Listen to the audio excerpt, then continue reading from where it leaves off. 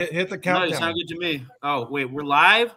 We're I live. better hit the intro music now before it's too late.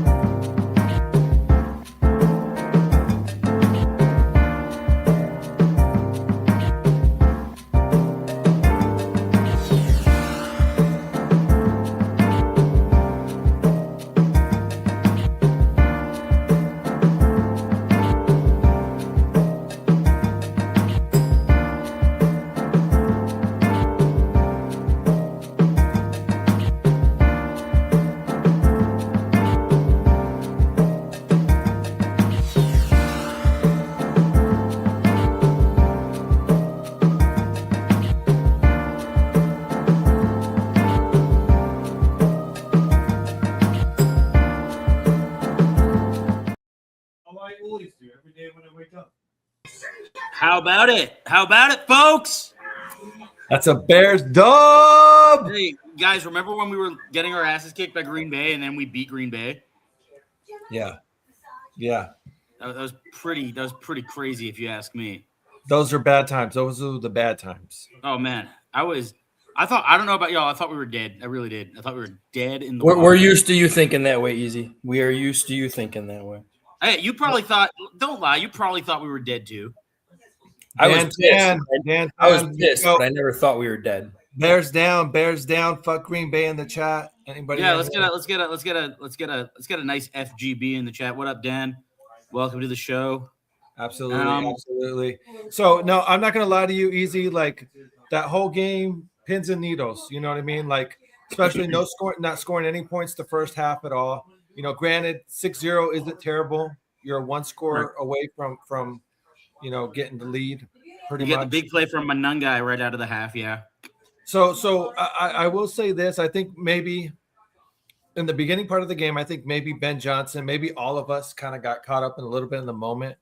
Earlier in the game, Green Bay went for it. That wildcat call was horrible. Hold on. Green Bay went for it on 4th and 1 there at the goal line when they could have kicked the field goal.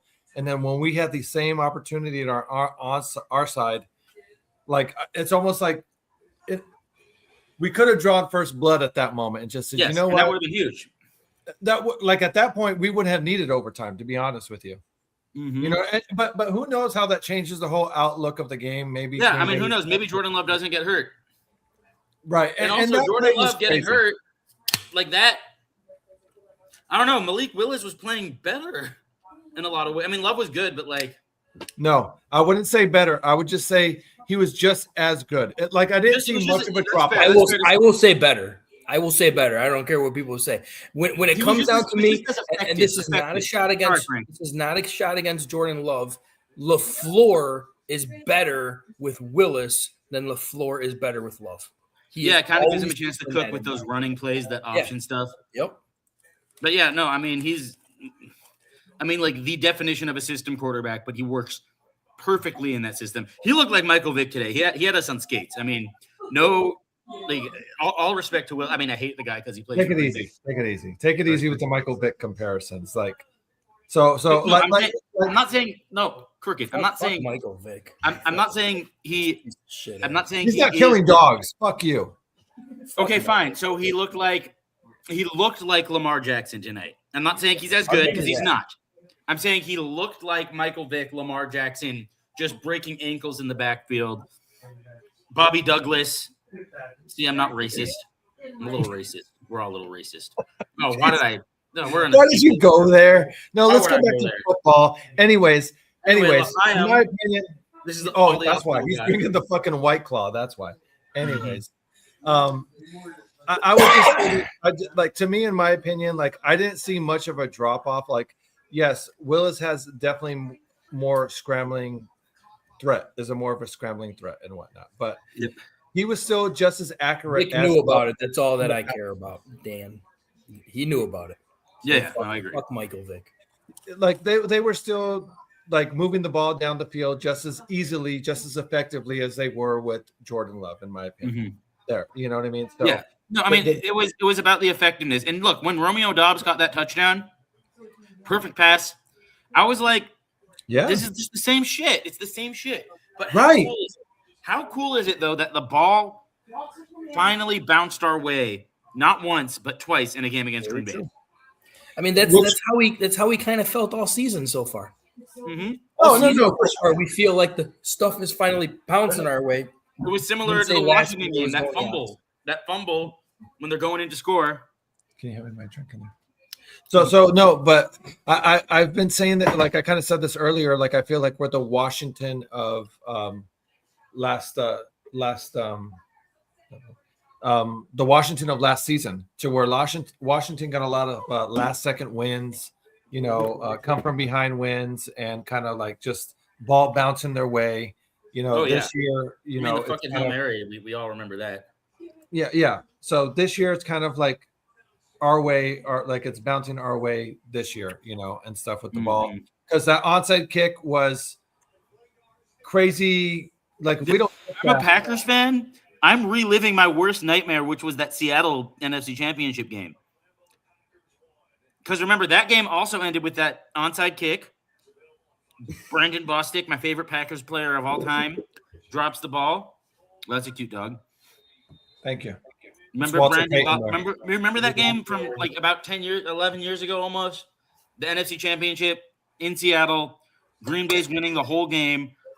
Seattle scores. Brandon Bostic drops the onside kick. Seattle gets the ball, scores a touchdown. Game goes to overtime. And then they won on a play action bomb in overtime by Russell Wilson. This was the same exact game. Same exact, and it brings me joy to know that Packers fans have to relive that. It brings me joy knowing that tonight they are suffering.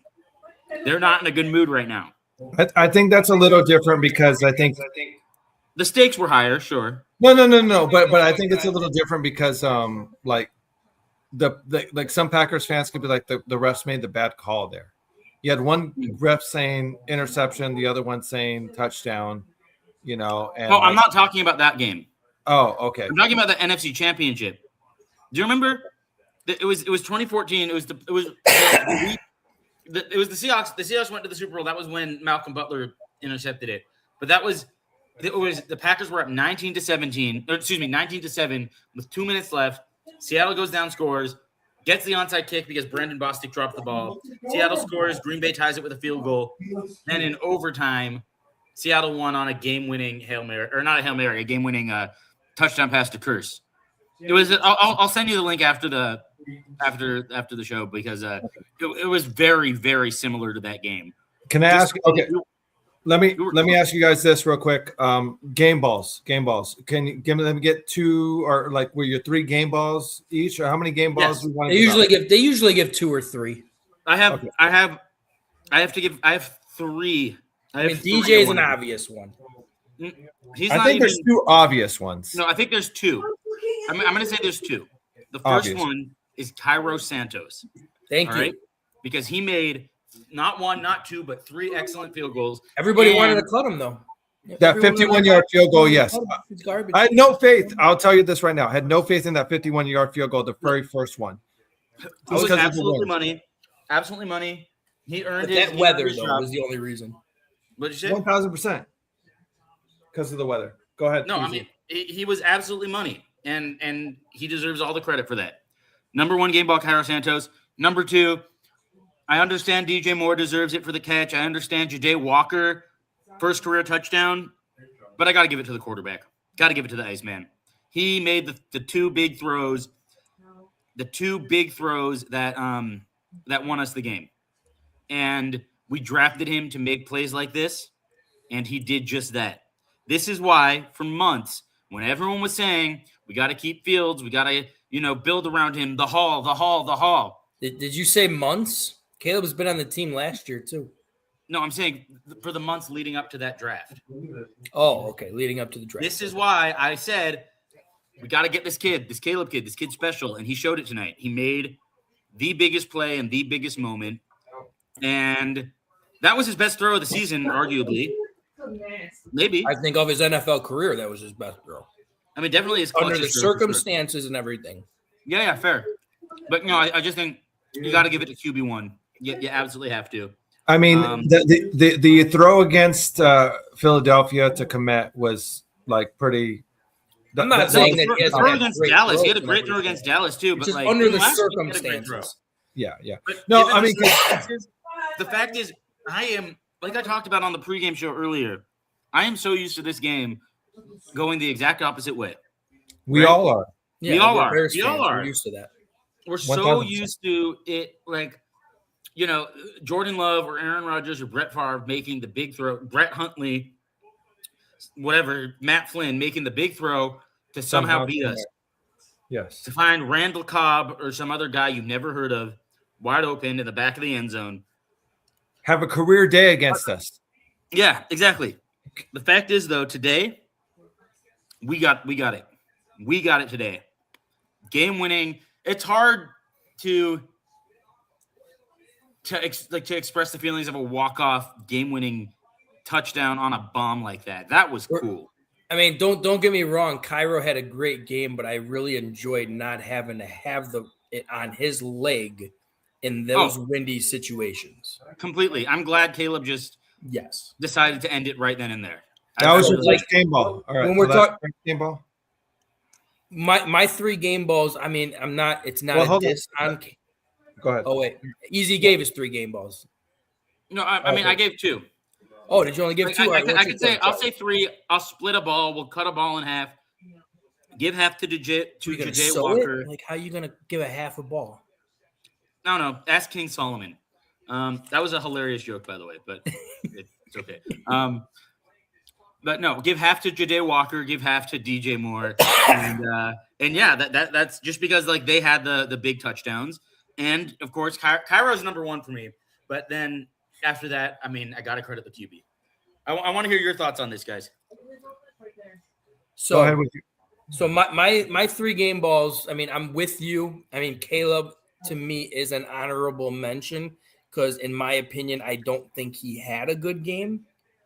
He made the throw again when he had to, and that's what matters. Like, he showed up in the fourth quarter like he always does. And what I saw in the fourth quarter with him starting to finally scrambling and saying, fuck this, I'm getting the first down. I love seeing that stuff. I would just like to see it for 4 quarters. So I can't give him the game ball of this game. I got to split those last 2 with Walker and DJ. This is Walker, DJ, Cairo game ball game. That's fair. Real quick, Caleb needs to not be so afraid to dive forward when there's no one around him. Agreed. There's so many times where I know he is so notorious. I have no problem. He is so notorious at going down right at the line of scrimmage or right before it. And like look, he knows where it is and he goes down right there. Like, and look, I want to say, I want to say to his credit, I like that he has that instinct for self-preservation because Justin Fields did not have that. No. Mitch Trubisky didn't have that. No, Jaden Daniels for sure doesn't have that. Jaden Daniels didn't have that. Cutler didn't have that. I like that Caleb will take care of himself. That's important. However, sometimes you got to dive a little bit. You got to get a little dirty. Also, how about that face mask? Got us back into field goal range. Right, dude. That was the lifesaver. I don't know. In fast motion, I was wondering how they got to him because I thought he escaped. Yeah, I thought. When they showed the replay with the face mask, I'm like, now that makes sense. That's how they did. That's how they got to him. Yeah, they kind of did illegal shit. Yeah. By the way, they were playing dirty all game. You saw that hit on DJ Moore early on. I love how they right the whole game. He blew his back out. Pause. Yeah, I love how social media is playing that off too. Like, oh, he didn't even see him coming. I was like, dude, he braced and lunged into his back at full speed. I don't understand. Knew that shit was coming. I don't understand what up. Hey, Amber, welcome to the show. I don't understand. People don't understand that like the Packers' whole existence is based on playing dirty. Charles Martin, fuck Green Bay. And I mean, Charles Martin, tried to kill Jim McMahon. Their whole they are basically like the 2009 Saints, except that's their whole existence. They are the dirtiest team in the league, and it's been that way for many, many years. and they get the By the way, officiating. Austin Booker's hit, it was stupid, but it wasn't dirty. I'm just saying, in my opinion, I never said it was dirty or anything like that. I know. All I said was with him, you can't lead with your head like that. That's a common mistake that a lot of younger players, they make that mistake. But did it not look like Jordan Love kind of like there's no question that Jordan Love caused that hit because he was going downward, causing his head to go down. If he didn't do that, that was right in the chest. I don't know how. And I don't know how, as being Austin Booker, where or how you can fucking tackle that guy because you go too low. That's how we've been saying forever nowadays. You know what I mean? It's just like some of that shit, like that depressed me, man. I was so upset. So incidental, like it's so fucking maddening to see a sack in a key moment get wiped out. And to be honest with you, I didn't really think that was that vicious of a fucking hit. I get it was. It wasn't. It was. I gotta give a shout out to our lovely Amber in the chat right now. If anybody's known, that's the good old Paul Ettinger family right there. Oh, no kidding. Gotta love it when a kicker comes in clean and a kicker gets a game ball, then the kicker's family comes in. Shout out, Miss Amber. Love you, girl. Absolutely. You know, I used my fun story of Paul Ettinger is I used to think kicker, Paul Ettinger, right? I used to think that all kickers just kicked like that. I thought he was the norm, but he just had his own unique style, which is kind of fun. Because other game ball before we get too off topic. Yeah. Do you have another game ball, Frank? Before and then I can. Oh, I named my three. Mine was Walker, DJ, and Cairo. Those were my three. And real quick, easy, yours again. Mine was same as Frank, except I also gave it to Caleb. Okay. So, when I did my TikTok, when I was talking with Chef, I had some different game balls, but you guys definitely brought up some good points. I mean, I feel like 3 game balls probably isn't enough, and whatnot, just because of definitely a team effort, really to fucking need every single fucking moment to get this dub here. But Cairo definitely deserves the ball, game ball, because he kept us in this game for sure. So wait, did you just throw out 4 game balls now? Is that what you just did, Commish? No, I mean I'm just getting my personal game balls. I mean, like Cairo, like if he he's getting multiple Christmas gifts. You know what I mean? So it's not an easy weather to kick that ball in. 1,000%. You see those goal line posts. Yeah, I mean, you saw his kicks, like he laid them perfectly. Ever since his field goal was blocked against Green Bay last year, he's been money against the Packers. Yeah, for sure. And if I had to throw out another honorable game ball, and that's to the city of Chicago, those fans, it was loud as shit in that stadium. And I know Terrence was there. I got a couple of friends who were there and everything as well. They said they couldn't hear a damn thing. It was so loud. So beautiful. That's how a home game needs to be.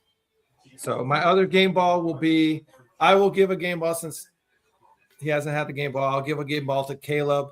Like I said, he was the one that threw not only the fucking Jade Walker touchdown fucking with money. Jade got the two tap, coming off the bench too for fucking Jade, so I'll give it to Caleb. And then that beautiful pass he said, fuck that at the end. We're not going to ask Cairo. We don't want no field goal. Yeah, we're not going to ask Cairo to hit a fucking other game-winning field goal. I'm fine with them doing that on first down, as long as they didn't do that on like a 3rd and 1 or something like that. Then you know what I mean. I mean, perfect play call. So they did not see that coming. DJ blew past that guy, man. And by the way, that was totally PI. No. Thank you. I was leading up to that. I was leading up to that 1,000%. Like DJ was getting draped over the back before he even caught it, and he still was able, after getting his back blown out, was able to bring that ball in for the fucking game-winning touchdown. And Caleb couldn't have put that ball in a better spot. That was no question about it. In a fucking breadbasket. And moving the ice in his veins. Go ahead. Yeah, and I will say this too. Shout out Ben Johnson. Thank you for not possibly giving us all a heart attack and going for that 2-point conversion. kicking that extra point and sending it to overtime because I was scared shitless. That Brady was like, "Oh, he's gonna go for 2." Yeah, I mean, we're the first thing I thought of though. It's away game, you go for the win. Home game, you go for you get in overtime, dude. Yeah, especially if that game ended in a tie, it would give us an advantage because they had 2 ties. So you just could not pass that up. No, for sure. And then my last game ball, and I'll switch it up a bit. Let's give someone on the defensive side a game ball. I'm gonna give someone on the defensive side a game ball there, or maybe you know what? You're right. Maybe that should be better. Let's get Blackwell a game ball there for coming for the onside kick recovery. Being Joshua Blackwell has officially become a special teams folk hero for the Chicago Bears. There's no question about that. Last year he had the fake out punt return touchdown. But this is the thing, and this is the block field goal. Yeah, and this is not an attack on Blackwell or anything, but a shout out to Romeo Dobbs. What the fuck were you doing, dude? Butterfinger motherfucker. I'm sorry, you are probably if Watson was available and not 100, if he was 100%, he probably would have been in there to do that but I don't know. I think Dobbs actually has more reliable hands in my opinion. That's the guy you want. He caught a touchdown earlier. That's the guy that you want. More. Romeo, oh Romeo, where art thou hands? Romeo. So thank you, Romeo. But Josh Blackwell. And now recover well. I was at that game. I was going crazy, and he had the recovery today. Josh recover well. Special teams stud. No special teams specialist. Johnny on the spot. Gets it because without that fucking onsides, like that game's over because we don't have the 3 timeouts to fucking kill the clock. Like it's game over. It really is. Yeah. And here's another honorable mention too, since you were speaking about special teams, somebody who was not supposed to make the roster, somebody who, when he came into undrafted, he was mainly just supposed to be a special teams guy, a very good tackler was all he was really known to be. He now leads the NFL in turnovers, whether that be fumbles or whether that be interceptions combined. He leads the NFL in turnovers.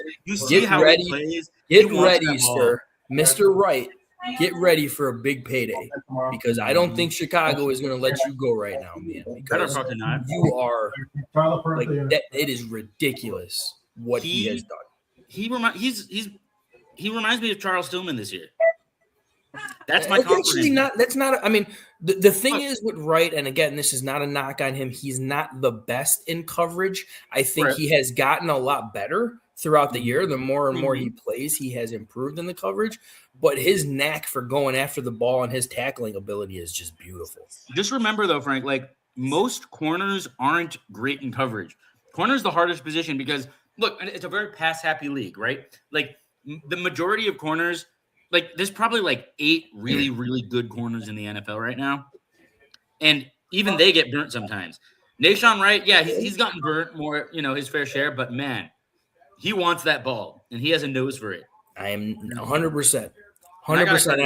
I mean, when you say coverage type things, we do got Jalen Johnson. He's excellent in coverage. Yes. Kyler Gordon, when he is healthy, is excellent in coverage. Even Stevenson is very, very good in coverage.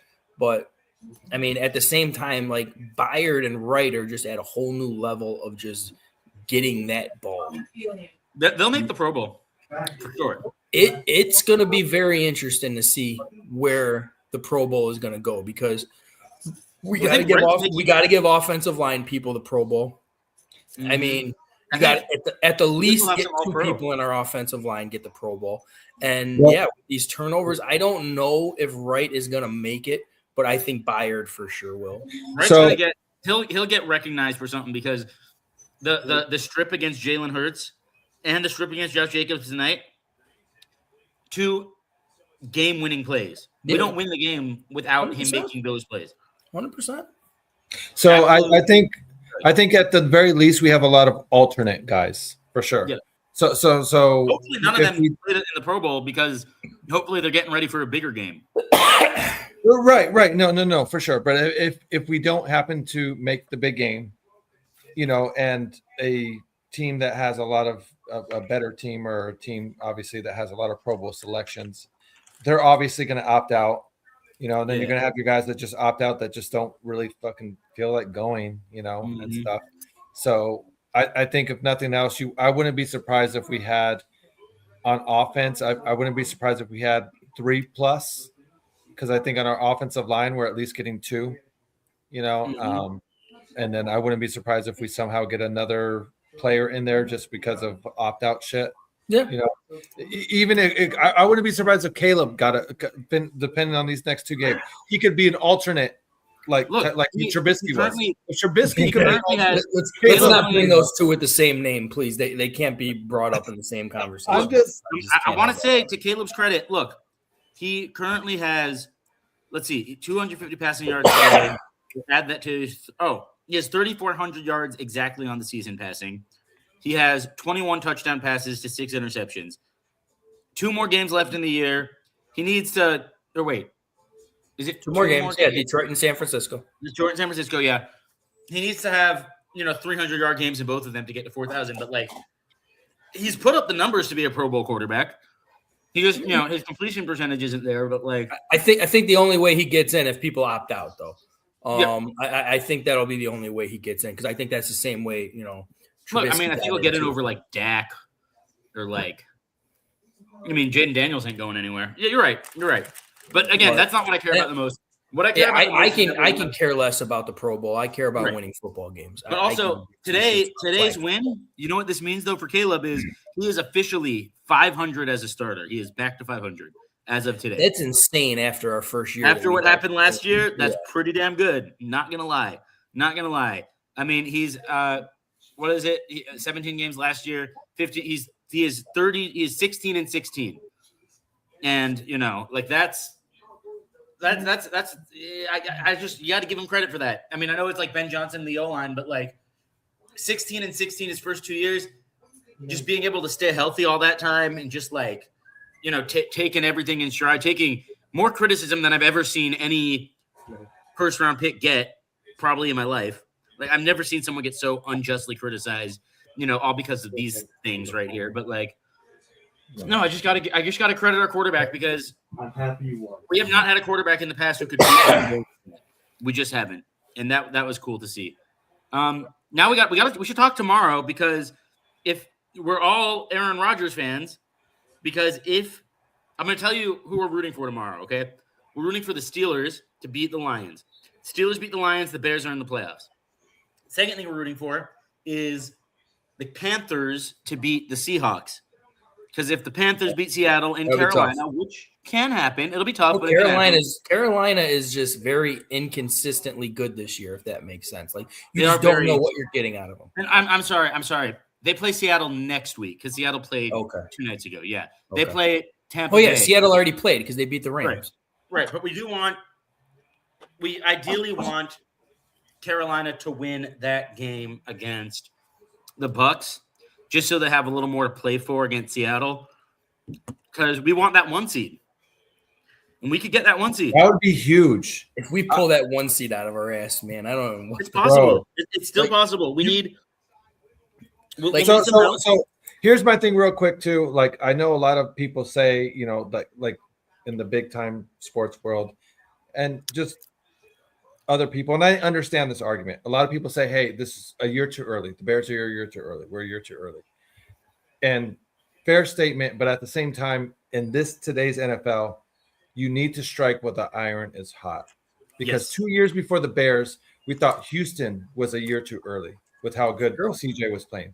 Last year, we thought Washington is a year too early, and they took a step back. So we can't. 2018 we were a year too early. So we can't just assume hey, we're a year too early. Next year, everything would just kind of next, we'll just take the next step. It's just obviously just the ladder. You just take the next step. Obviously, evolution. Nah, we can't just assume that bullshit. We need to strike where the iron's hot. Like if we keep breaking our way, take advantage of the fucking turnovers, take advantage of the opportunities and whatnot. And I think like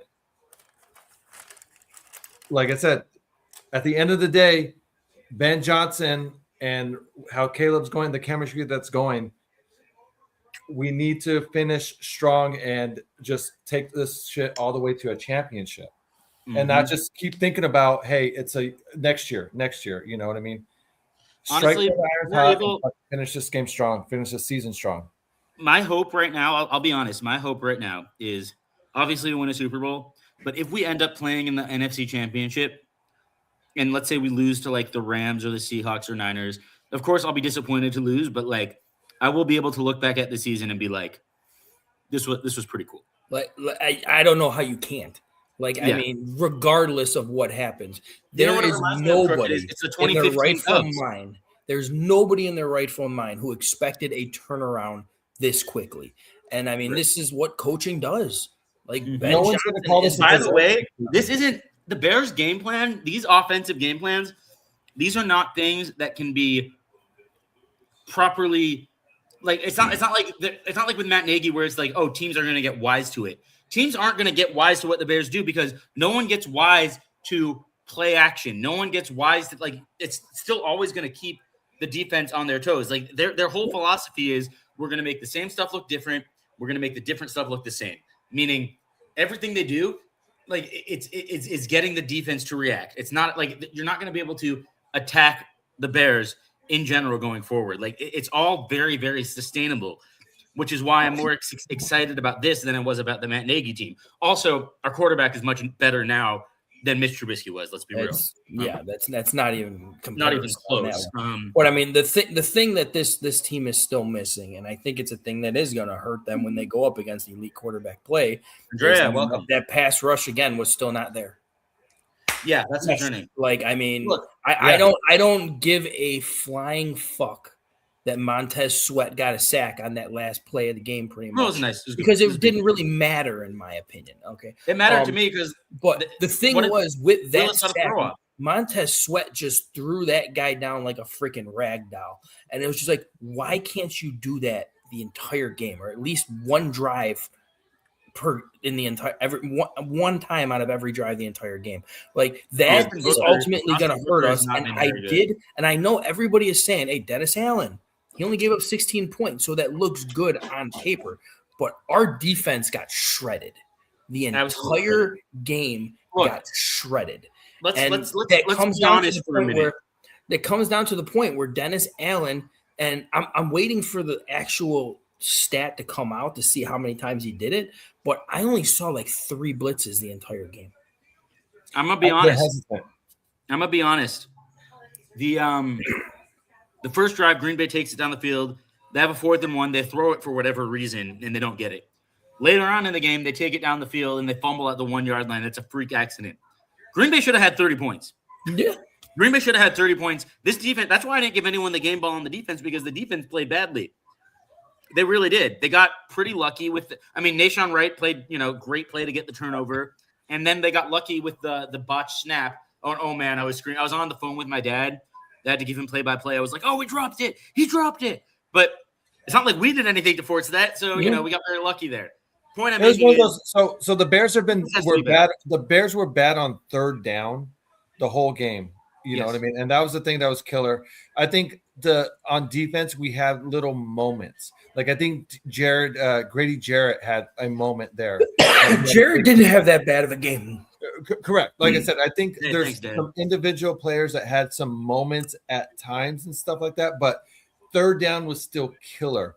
Even when Wilkes came in, like I mentioned in the game with Chef, because I was watching with they didn't have a punt going into the 4th quarter.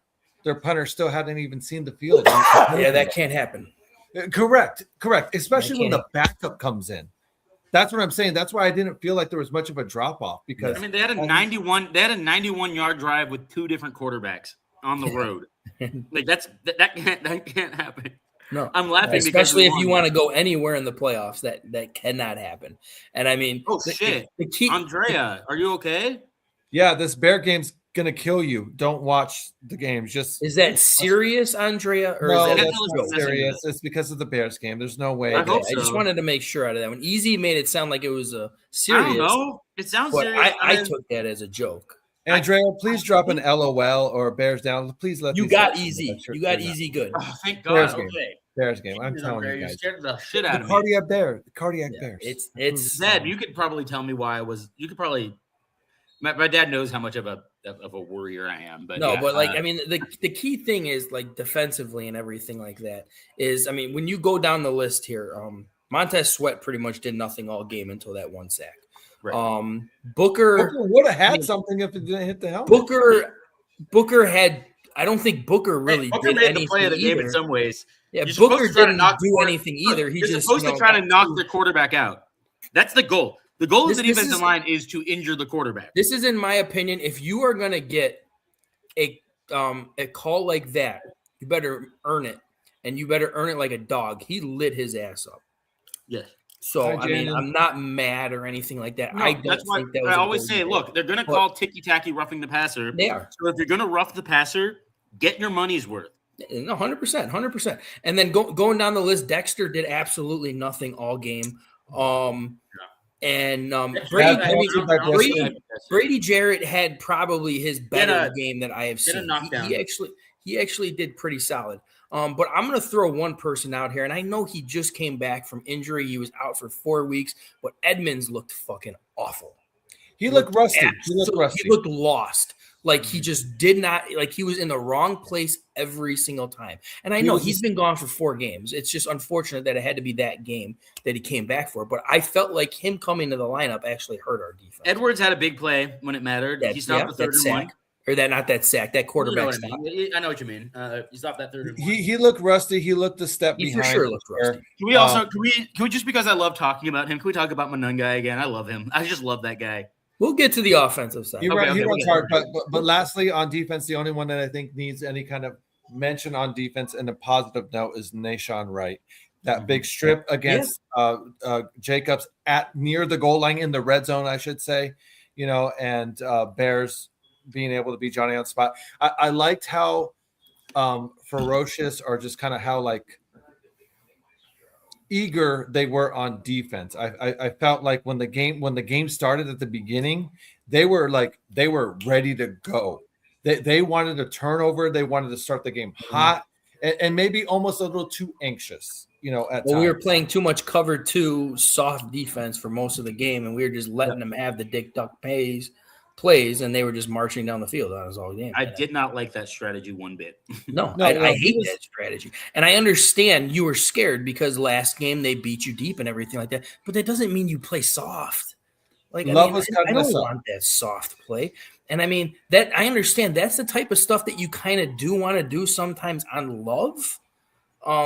It's true. That is a game plan that they did put for Love, but you got to press at least a little bit. They pressed 0 throughout that game with Love. But when Willis went down, Austin Booker looked ill-prepared to keep contained on those damn option plays. They had a 4th and 1. They went for it, and I was screaming, contain him. Don't let Malik Willis carry it. That's all he's going to do. And that was the thing that bothered me was, in my opinion, I didn't see any adjustment into the second half on defense. I feel like it was still the same cover 2. They pressed a little bit more, but not enough. When you have a backup quarterback in Willis, you're just going to let him run all over you? Willis was making us look like shit. The Bears have struggled against running quarterbacks always season. That is their kryptonite this season. Which is weird because who destroyed us too.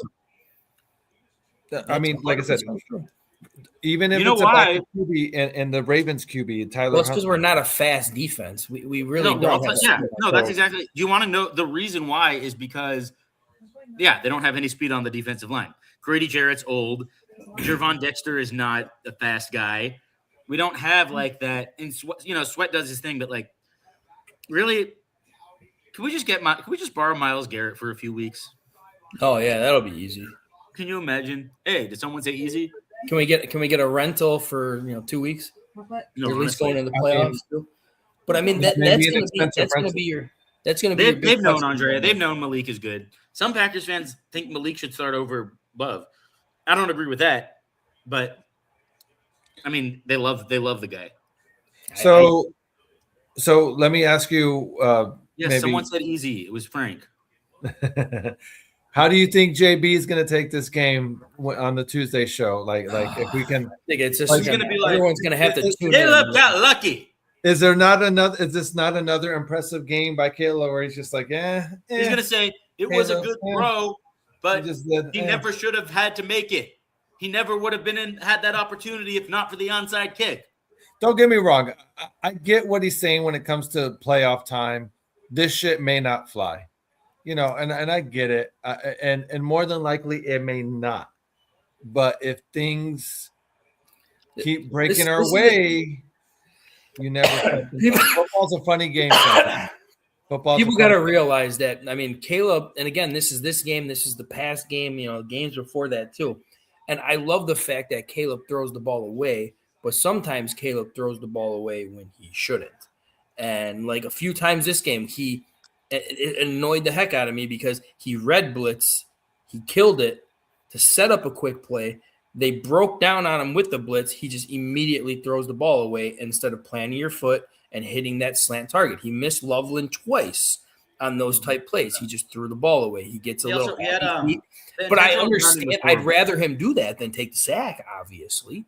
But sometimes there were a few other times too where he threw the ball away where, I mean, he had time where he could have rolled out and ran it for a few more yards. Like, I mean, those are the things that he'll learn when he watches film.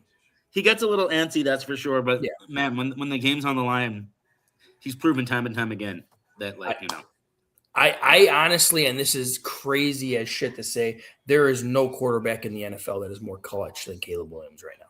And I mean, wow, I got chills. I'm not even kidding. It's true though. I mean, you can even look at the numbers and admit that as well. Like, it's look, we have one hiccup in Lambeau Field on a tough play rolling to his left, where the corner made a great play. He missed. Other than that, if it's a big moment, his first miss. Other than that, if it's a big moment, he's getting you in position to win. Yeah, that's and last year he did it against Washington last year. He did it against Green Bay last year. Not denying that whatsoever. The guy is, and I mean that is one thing that's not coachable. Right, and you either have it or you don't. And that was the thing I was telling my friend that was over here of like, it's just like, no question, no doubt about it. Like, if the game is close and Caleb has the ball last, you better hold your breath. Like, if you're the opposing team, like, look the fuck out. It doesn't matter if he needs a touchdown or a field goal. If he needs a field goal, more than likely he'll at the very least get you in field goal range, and at that point it'll be. Did y'all hear what Tom Brady called him? You hear who Tom Brady called him? Nah. He said he was Steph Curry. Oh yeah, he said that like earlier. He said he does his best Steph Curry impression. I mean, really. He couldn't. He said fair that because he couldn't say. You can't just say he did his best Tom Brady impression. That's not fair. You're not allowed to do that if you're Tom Brady. But he's not going to give him that much cred. He's not going to give him that much cred. But no, I mean, look. As someone who roots for, I root for the Grizzlies. As someone who has watched Steph Curry, kill my team time and time again, just rip out our hearts. That's a great. If he's anything like Steph, man, we're gonna win some big ass games. I'm just gonna tell you that. Yeah, well, 1,000%, 1,000%, and that's one of the things. Like I said, like we're talking about the ice in his fucking veins here, and if you keep it close enough, like I said, regardless of what you need, if you need a touchdown, if you're the opposing team, you would be silly not to be a little fucking nervous or a little bit like, God damn, is Caleb gonna do this to us? Like he's right, like we've seen like him do to other fucking teams. Like he ain't gonna do it to us, right?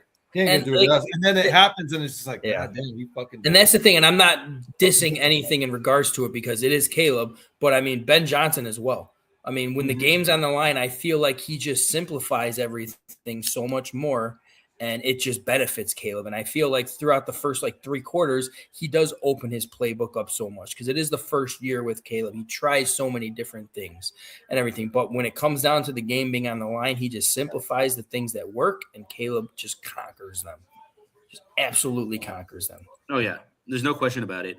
And all I know is one thing I got to say is I'm very excited to just be able to watch football tomorrow, knowing my team won and knowing we beat Green Bay, and I could just enjoy the games, just have a good old Sunday, have a great time, and I can't wait to listen to all the talk radio. Winning always feels so much better, but beating Green Bay in primetime, just can't beat it. Cannot beat it. Beyond fantasy football on Sunday, like it's very nice to go into Sunday. You kicked my ass last week. Huh? And just motherfucking, I'm gonna kick my motherfucking feet up. I'm good. I don't have to worry about shit. I'm watching my fantasy team.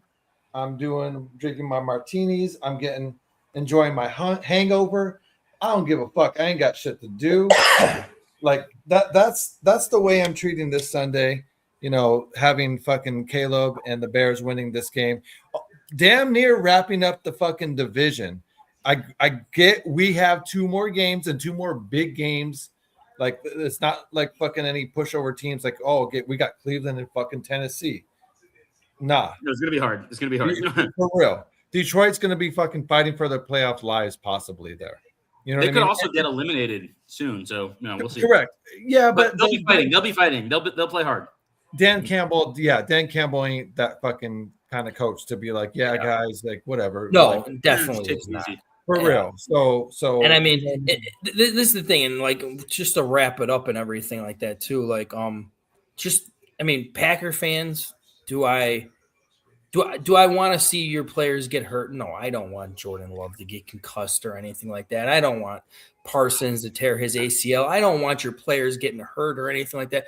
But do I feel bad for you freaking clowns? Hell no. To the no, no, no. Hell to the no. No, I never feel bad about that shit. After what Charles Martin did, I don't feel bad at all. No, you guys have been crying all the freaking time. I love at the end of the game going on social media and hearing all you guys just crying, blaming this, blaming that, blaming this, blaming that. If we lost that game, just be like, hey, the Packers are better than us today. We played like shit, move on, get to the next game. But you guys lose. Love got hurt. They are the biggest crybabies in sports. They are, and I mean, the only other team that is anywhere near them is the Dallas Cowboys, the 2 biggest crybabies in the NFL, and that's not even close. So for Brian Price, Packer fan that joins our show, we appreciate you tuning into us live. We're about to wrap it up, but we were talking earlier in the season before, and he was saying and was very much of the opinion that the Packers were going to win the NFC North. And all I have to say to that is no, you're not. Yeah, no, you're not. No, you're not. Stop.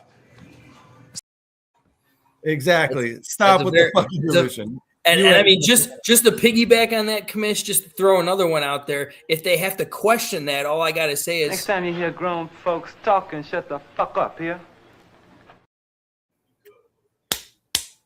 This is how it is. Yeah.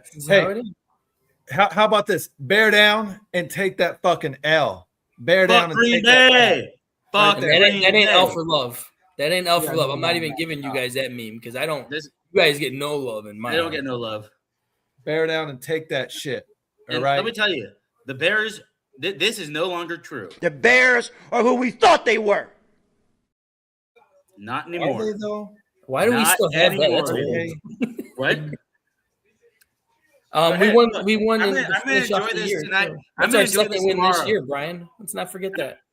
10 years now. We split with you last year. It's 2 years in a row where it's been split. All I care about is we won today. Yeah, Packers fans always go back in history. Whatever happened 10 years ago, I don't give a shit. We won today. That's today. The Bears are 1-0, and the Packers are 0-1. Damn right. So that's what matters. I mean, do we really? Can we end the show on a better note than that? Really? I mean, we cannot. We normally don't do post game shows at all, really. But I mean, this is definitely this is a must. This was a must post game. Must post game. For and sure. I mean, Packers fans. I mean, what an idiot. That's all I can do is sit there and laugh at you guys. You guys keep crying, keep complaining, keep doing this, keep doing that. I don't care your guys' record against us in the past 20 years. I don't give a shit. It's not that far about off. where we are now. And right now, the Packers fans are crying the most because they see where the Bears are headed. They see what we are doing right now, and they are scared. While they're paying their quarterback $50 million to sit on the sideline and collect drool off of his face because he got knocked the fuck out.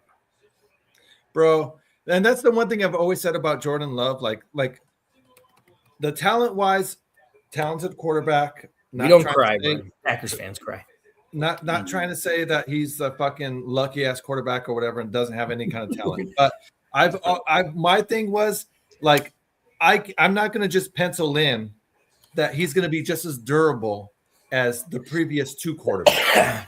Yeah. This game is a fucking very no one's ever going to be as durable as Favre, that's for sure. No. Right. And then but even fucking Rodgers was for Green Bay. Rodgers always played hurt and still played well even when he was hurt. Hate the guy. Got to give him credit for that one. But how many times are you going to watch the DJ Moore touchdown? I've already watched it 6 times. And they're actually replaying the game on ESPN right now. I might stay up and just rewatch the fucking game. I don't know. No, that's what I'm now that I know what's going on with it. But I mean, Brian, love you, man. Love you. But again, yeah, Brian, it's all love, man. But I'm gonna enjoy this. You say we're going nowhere. We're nowhere near you guys. But yet we're ahead of you in the division. I don't get how that works. See that? That's your IQ, buddy. 0. It's just how it is. It's just how it is. I mean, you lost. You're probably not going to win the division. I really hope you don't even make the playoffs. And then we'll just keep hearing all your excuses that you're going to make because you didn't make the playoffs. Well, the Bears knocked out my quarterback. And to be fair, we could see you again. To be fair, that we could have a tiebreaker. Brian is so mad. Brian is so mad. I mean, it's understandable to be mad, Brian, because today you are losers. Yes, today you lost. It's okay. He's so Us mad. Bears fans know what it's like to be losers. We've been dealing with it for a very long time. I've been there. But unfortunately, L for love. Good times. we look at that as we love you. Love you, Brian. We love you, Brian. It's okay. It's okay. Maybe next year, you guys will be able to. Actually, if the playoffs started today, we'd be hosting them. So I don't want them to make the playoffs because I really don't want to fucking play them. I don't want to do it. These two teams have met for the past few years now. It's just been way too. It's going to be a bloodbath. Like if that happens, freaking stressful. I will say this: if we do meet them in the playoffs, it will be in Chicago. Andrea, that is a very fair point. They are 9-2 since Andrea has come, and since you have come back, I think the Bears have never lost to the Packers, right? Since this, oh no, you were back already. She was back here with the last game two weeks ago. But like I said, playoff game would be in Chicago, where they assuming we take care of business against the Lions. And this is the thing, in my opinion, too, and this is where I always keep going when people like BP over here are saying that we're nowhere near you guys. We played like shit. Yeah. We absolutely played like shit, and we still beat you. I mean, just wait until our freaking. This is where I keep going as far as next year. Once we got a real big hold on Ben Johnson's offense and everything, where things are going to get a lot better. Just like we're looking up for us. You lost. We're looking up while you guys are just getting lateral. Playoffs and you're out. You guys get nowhere after the playoffs. Choke. Choke. What? Does anybody know the highlights? You sounded Jewish there, Frank. That's all right. That's all right. That's all right. Hi, boys. We got that win. Go Bears.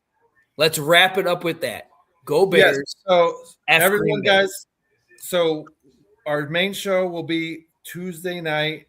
We are what Central, Frank? What time Central? 8 Central? Oh, I thought you said 1 o'clock Central. I was like, what are you smoking? No. We're all working at 1 o'clock Central. No. Tuesday night. No, it is 8 o'clock Central Standard Time. Yes. On Tuesday night, we will be talking about this game. 2-hour show here. So, Brian, tune in. If you want to come and be a guest on our show on Tuesday, you are more than welcome to. What about me? Can I be a guest on your show Tuesday? If you want, or if you want, basking in the ambience. You're done, Easy. Basking in the ambience. I knew you were going to add yourself back on. That's why. Yeah, it was fun. That was a fun little thing. But yes, Brian, you can join us. Obviously, it's not just any Packer fans, but just anybody that has any kind of Andrea, come say it to my face. Opinion. I will when you come down here. I will. So Bears killer. But anyways, guys, Tuesday night, come check us out. Come kick it with us at the clubhouse. We're gonna have Frank the Tank there as one of the main guys. Easy, stay the fuck off. Easy. I will. No, I think T-Nick said I could do one per episode. You better make that shot count. Yeah. Easy will snake his way in there eventually on the show as well. I will be in the background producing the show, but guys, come check us out here at the clubhouse. We will be chiming in for a while on Tuesday. Yeah. We may go over our normal 2-hour mark. We may have a guest, we may not, depending on what T-Nick sets up for us. He is our main guy that puts this whole thing together, man. So shout out to T-Nick.